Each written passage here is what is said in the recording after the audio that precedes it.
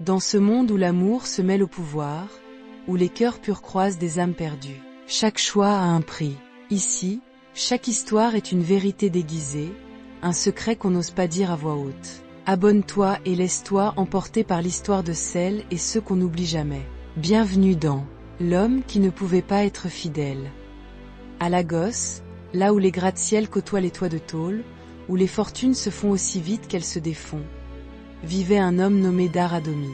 Grand, élégant, la peau noire luisante sous le soleil du Nigeria, Dar était l'image même du succès.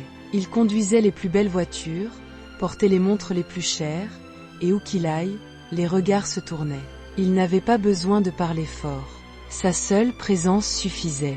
Il était beau, charismatique, sûr de lui, et il le savait.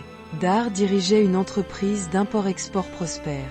Ses bureaux étaient modernes, ses collaborateurs respectueux.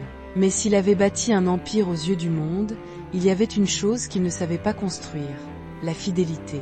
Car Dar avait une faiblesse, les femmes. Il les aimait toutes, ou du moins, il aimait les séduire, les découvrir, les oublier. Il ne pouvait s'en empêcher. C'était une pulsion, un feu en lui qui ne s'éteignait jamais.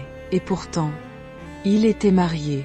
Sa femme, Simizola, était une femme remarquable, très belle, douce, séduisante. Elle travaillait dans une grande banque et faisait la fierté de sa famille.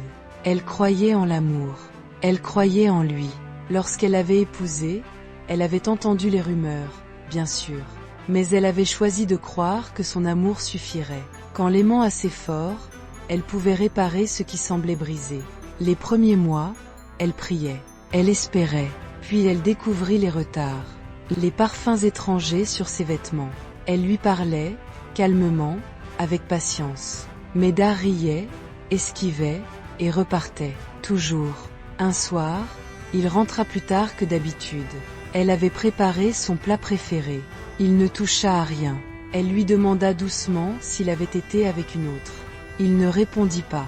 Puis il la regarda, sans colère, presque avec lassitude, et lui dit « Écoute, si tu n'es pas contente, il faut partir. » Et il partit, comme à son habitude, sans se retourner.